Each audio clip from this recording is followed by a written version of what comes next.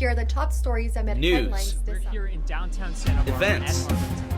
Our men's soccer team with a win of 3-0. Same time, same place, right in the heart of Isla Vista.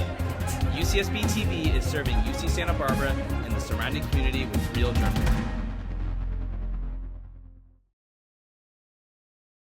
Hello, Gauchos, and welcome back to UCSB TV, the university's only broadcast news station, bringing you all of the news, sports, and events you need to know in and around Isla Vista. I'm Arly, Lara. And I'm Josh Rhodes. Here are the top stories of the week. UC Santa Barbara's physics department is celebrating a major achievement. UCSB physicists John Martinis and Michael Devoret, along with UC Berkeley professor John Clark, have been awarded the 2025 Nobel Prize in Physics for their work in quantum mechanics.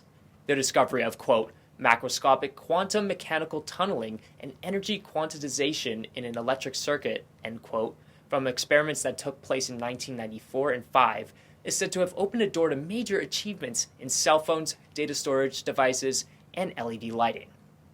That's correct, Josh. Chancellor Asanes expressed his pride in a statement to the Current, saying their work will have made a, quote, transformational and lasting influence in today's technology, paving the way for components that we find in everyday devices such as our cell phones, as well as major advancements in communication, computing, and sensing, end quote.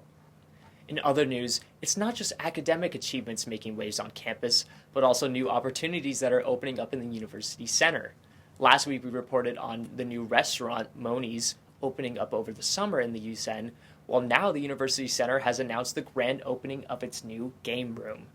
The project, which has been in the works since winter quarter of 2022, is set to open October 21st.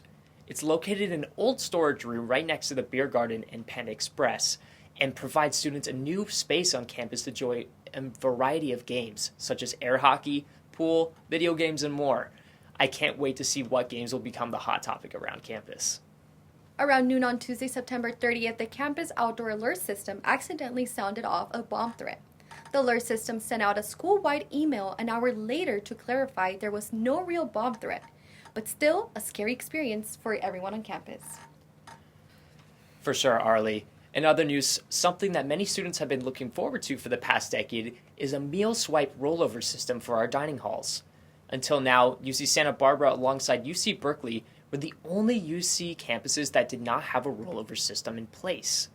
Well, now General Assignment reporter Ginger Thomas gives us a closer look at how this change finally came to be and what the student reaction has been so far. On to you, Ginger. UCSB dining halls are officially offering meal swipe rollovers for students.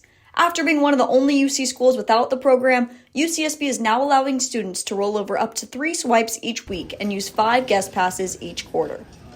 Between fall quarter of 2024 and spring quarter of 2025, UCSB implemented a pilot program testing the impact of these rollovers on the school's budget. UCSB's Young Democratic Socialists of America took part in this transformation. In 2023, the co-chairs of the YDSA surveyed students and shortly after began advocating for student sustainability through a petition and town hall meeting. We decided on the campaign at the beginning of the year because we had been hearing about people struggling with food insecurity here in Isla Vista. It is a food desert. There is just a lot of people struggling with food insecurity, even if it's not super talked about. 2 years ago, we set up the pilot program, so it was basically the 333 program, where you get 3 rollovers, 3 donations, and 3 guest swipes. And they said, yeah, the program went really well. We found that it didn't come at much of a cost at all to us, and we're going to implement basically all of your demands right away in the fall. According to UCSB's basic needs page, 48% of undergraduate students and 31% of graduate students face food insecurity. The YDSA's petition also received over 2,000 signatures showing student support for the program. It's incredibly helpful to me. I'm someone who doesn't get many long periods of time throughout the day to eat, and because of the rollover program, it's allowed me to actually be able to save money and not break my bank.